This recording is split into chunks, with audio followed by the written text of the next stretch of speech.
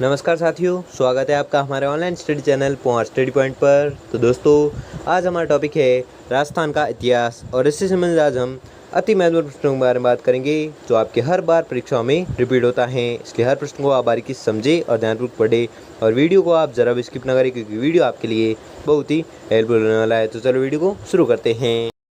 तो आपका पहला सवाल है कि चंद्रदाई ने राजपूतों के वंश के बारे में निम्न में से कौन सा सिद्धांत प्रतिपादित किया? तो इन्होंने किया था अग्निकुल वंश का सिद्धांत। ठीक है, अग्निकुल वंश का सिद्धांत का प्रतिपादन किया था किसने? चंद्रदाई ने। और किसके संबंध में किया था? राजपूतों के वंश के संबंध में किया था।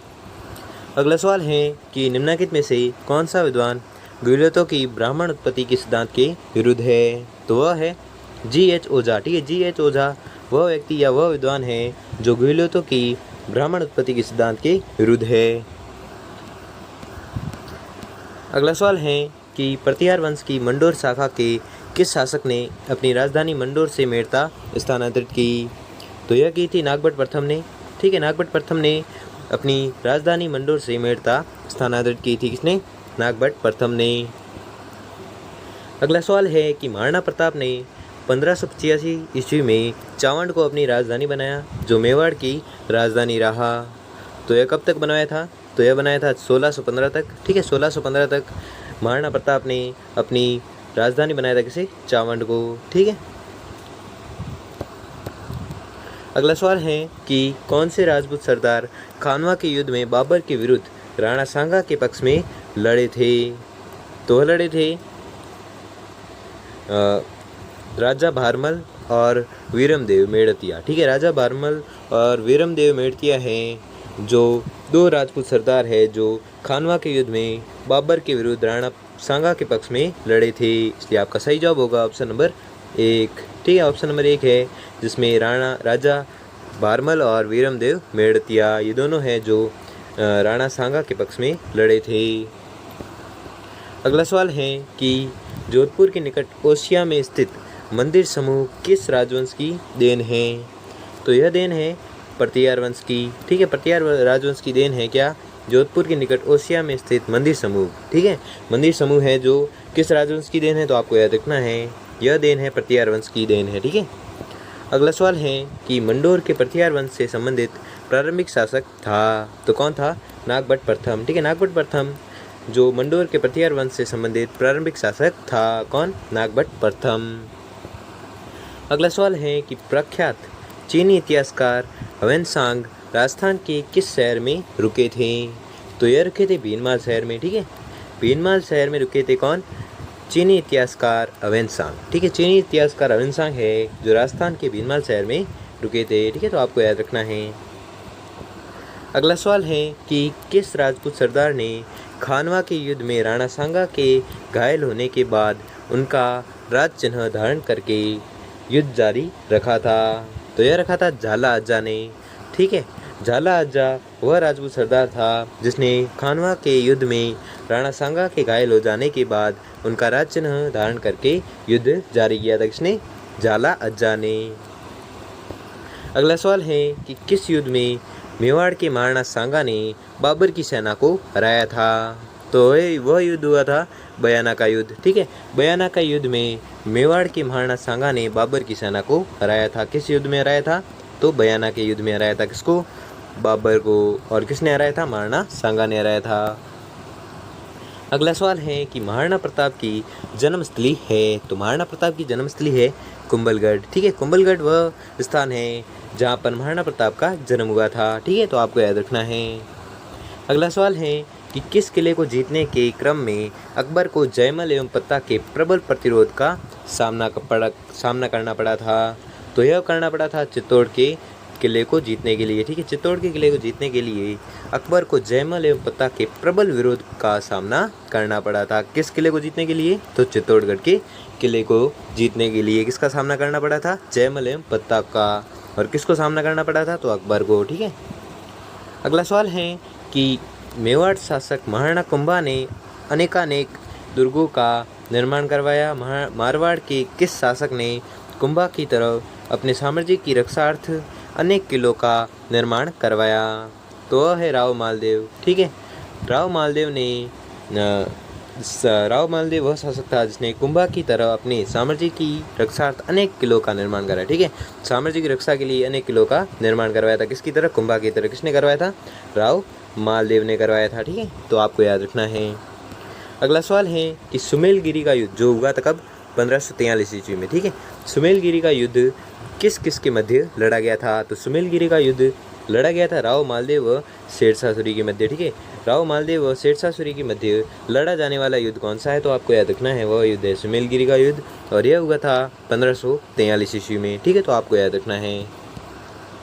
अगला सवाल है कि मारवाड़ का प्रताप किसे कहा जाता है? तो मारवाड़ का प्रताप कहा जाता है राव चंद्रसेन को। ठीक है, राव चंद्रसेन वह व्यक्ति था जिसे मारवाड़ का प्रताप कहा जाता है। ठीक है, मारवाड़ का प्रताप किसे कहते हैं? राव चंद्रसेन को। अगला सवाल है कि फारसी इतिहासकार ने हसमत वाला राजा किसे कहा है? तो यह कहा है राव मालदेव को। ठीक है, राव मालदेव को हसमत वाला राजा कहा गया है। किसने कहा था? तो यह कहा था फारसी इतिहासकार ने। किसे कहा था? राव मालदेव को। क्या कहा था?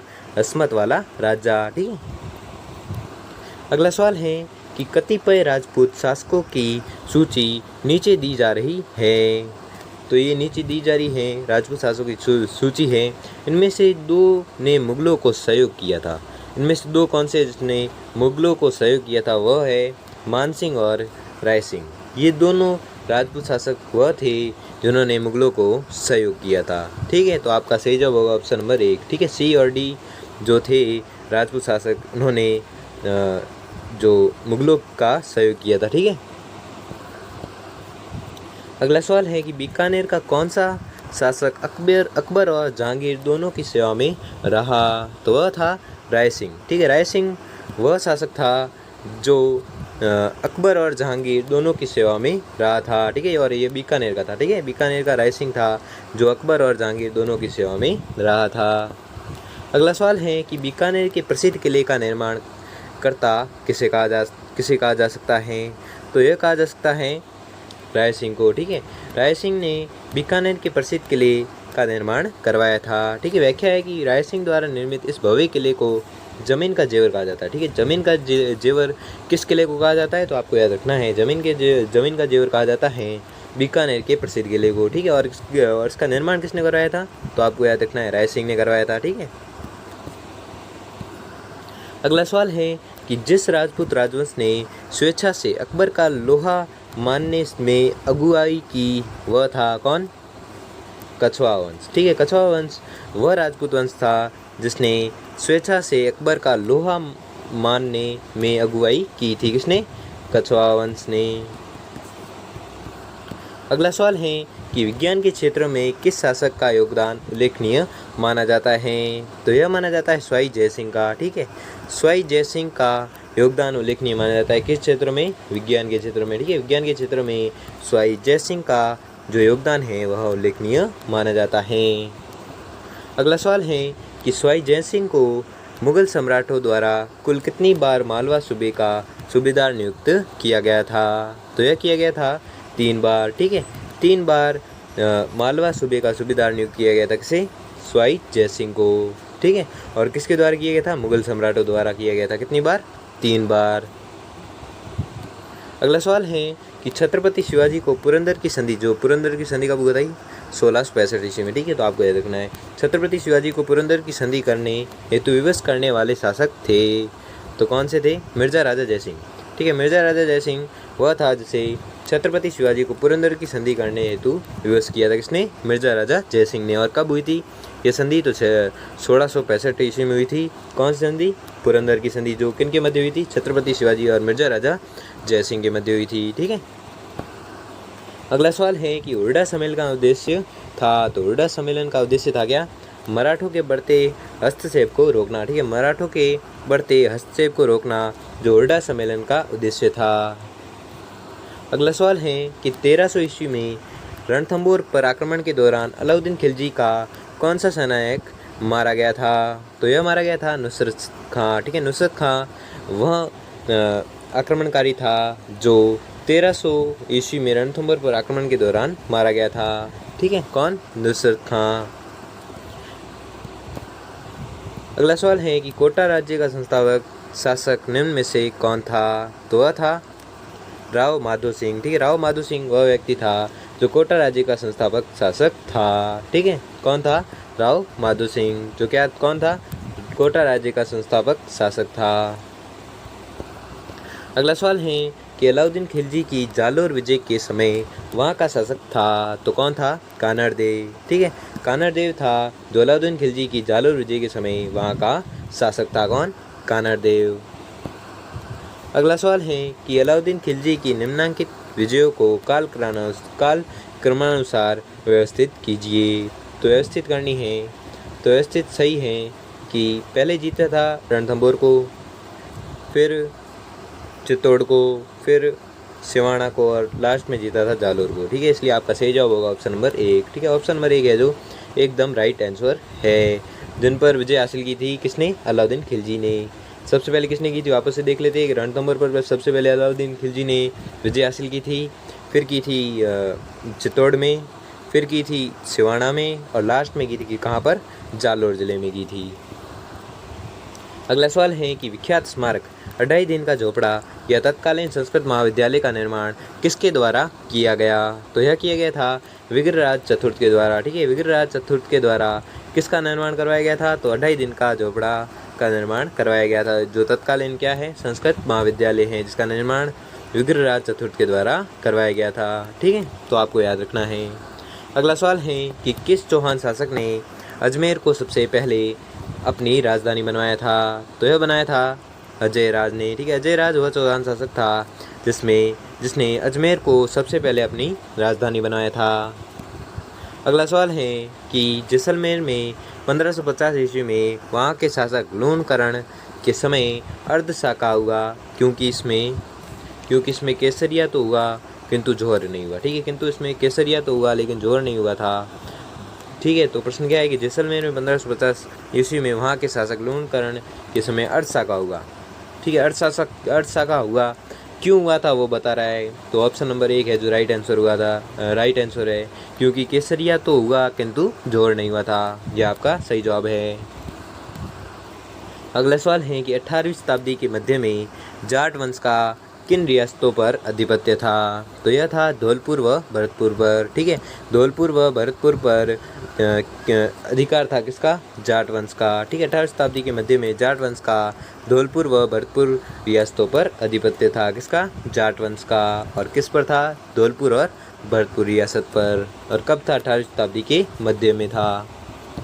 अगला सवाल है कि निम्न में से कौन टोंक मुस्लिम रियासत का संस्थापक था? तो वह था अमीर खां पिंडारी। ठीक है, अमीर खां पिंडारी वह व्यक्ति था जो टोंक मुस्लिम रियासत का संस्थापक था। ठीक है, टोंक मुस्लिम रियासत का संस्थापक कौन था? तो आपको याद रखना है, वह था अमीर खां पिंडारी। ठीक है, अगला सवाल है कि टोंक में सुनहरी कोठी का निर्माण कौन से नवाब के द्वारा करवाया गया? तो यह करवाया गया था नवाब इब्राहिम खां के द्वारा। ठीक है, नवाब इब्राहिम खां के द्वारा टोंक में सुनहरी कोठी का निर्माण है जो करवाया गया था। किसके द्वारा? नवाब इब्राहिम खां के द्वारा। अगला सवाल है कि कौन सी जोड़ी सही सुमेलित है? तो सही सुमेलित जोड़ी को बताना है। तो सही सुमेलित जोड़ी है ऑप्शन नंबर 4 की, जिसमें तराइन का युद्ध मोहम्मद गौरी और पृथ्वीराज के मध्य हुआ था। ठीक है, यह जोड़ी है जो एकदम राइट जोड़ी है, इसलिए आपका सही जवाब होगा ऑप्शन नंबर 4। ठीक है, तराइन का युद्ध हुआ था किनके बीच? मोहम्मद गौरी और पृथ्वीराज चौहान के बीच हुआ था। अगला सवाल है कि जयपुर व अलवर में किस राजवंश ने शासन किया था? तो यह किया था कछवाहा वंश ने। ठीक है, कछवाहा राजवंश ने जयपुर व अलवर में शासन किया था। किसने? कछवाहा राजवंश ने। अगला सवाल है कि सर टॉमस रो किस वर्ष राजस्थान आया था? तो सर टॉमस रो आया था राजस्थान 1615 ईस्वी में। ठीक है, 1615 ईस्वी में सर टॉमस रो है जो राजस्थान आया था। कौन? Sir Thomas Roe. और इसकी व्याख्या है सर टॉमस रो दिसंबर 1615 ईस्वी में अजमेर आया और उसने 10 जनवरी 1616 को अजमेर में जहांगीर से मुलाकात की। अगला सवाल है कि अलाउद्दीन खिलजी ने 1308 में किस दुर्ग को जीतकर उसका नाम खैराबाद रखा? तो यह रखा था सिवाना दुर्ग का। ठीक है, अलाउद्दीन खिलजी ने 1308 ईस्वी में सिवाना दुर्ग को जीता और उसका नाम क्या रख दिया? खैराबाद रख दिया था। ठीक है, किसने जीता था? अलाउद्दीन खिलजी ने। कब जीता था? 1308 ईस्वी में। और कौन से दुर्ग को जीता था? तो यह दुर्ग जीता था, सिवाना के दुर्ग को। और उसका नाम बदल कर क्या रख दिया? तो आपको याद रखना है, इसका नाम बदल कर रख दिया था खैराबाद। ठीक है, किसका नाम? सिवाना का। अगला सवाल है कि मंडन द्वारा लिखित ग्रंथ रूप मंडन का संबंध है। तो रूप मंडन का संबंध है किससे? मूर्ति कला से संबंध है। ठीक है, मंडन द्वारा लिखित ग्रंथ है कौन सा? रूप मंडन। और इसका संबंध किससे? मूर्ति कला से। अगला सवाल है कि अभिनव भट्टाचार्य विरुद्ध किस महाराणा का था? तो यह था महाराणा कुंभा का। ठीक है, अभिनव भट्टाचार्य एक उपाधि थी जो महाराणा कुंभा की थी। ठीक है, कौन सी थी? अभिनव भट्टाचार्य। अगला सवाल है कि बप्पा रावल का मूल नाम था। तो बप्पा रावल का मूल नाम था कालभोज। ठीक है, कालभोज था जो बप्पा रावल का मूल नाम था। अगला सवाल है कि मेवाड़ के इतिहास में शासन का त्याग कर सौतेले भाई को राजा स्वीकार करने की भीष्म प्रतिज्ञा की थी। तो किसने की थी? चूड़ा ने। ठीक है, राव चूड़ा ने मेवाड़ के इतिहास में शासन का त्याग कर सौतेले भाई को राजा स्वीकार करने की भीष्म प्रतिज्ञा है जो धारण की थी। किसने की थी? राव चूड़ा ने। अगला सवाल है कि हवा महल का निर्माण कब एवं किसने करवाया? तो हवा महल का निर्माण करवाया था 1799 ईस्वी में स्वाई प्रताप सिंह ने। ठीक है, 1799 ईस्वी में स्वाई प्रताप सिंह ने किस महल का निर्माण करवाया? तो यह करवाया था हवा महल का निर्माण करवाया था। ठीक है, कब करवाया था? 1799 ईस्वी में। और किसने करवाया था? तो आपको याद रखना है, यह करवाया था स्वाई प्रताप सिंह ने। अगला सवाल है कि रणथंभौर के चौहान वंश का संस्थापक था। तो रणथंभौर में चौहान वंश का संस्थापक था गोविंदराज। ठीक है, गोविंदराज था तो रणथंभौर के चौहान वंश का संस्थापक था। अगला सवाल है कि जैसलमेर के भाटी राजवंश का राजपूतों की किस शाखा से संबंध है? तो यह है यादव राजवंश से। ठीक है, यादव शाखा से संबंध है किसका? जैसलमेर के भाटी राजवंश का। ठीक है, जैसलमेर के भाटी राजवंश का राजपूत की यादव शाखा से संबंध है। ठीक है, तो आपको याद रखना है।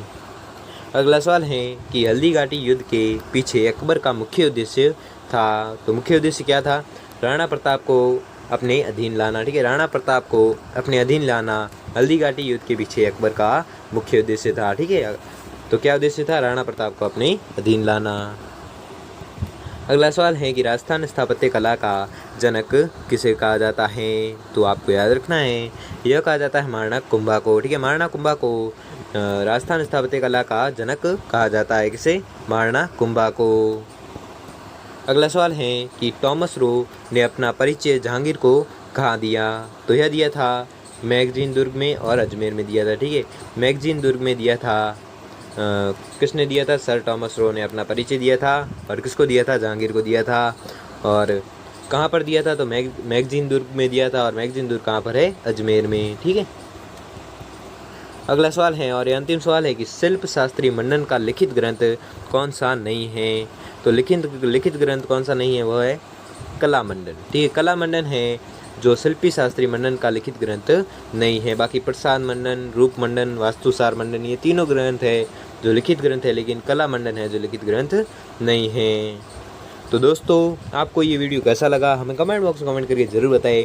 अगर आपके लिए ये वीडियो थोड़ा सा भी हेल्पफुल साबित हुआ हो तो वीडियो को लाइक और चैनल को सब्सक्राइब कर लीजिए। धन्यवाद।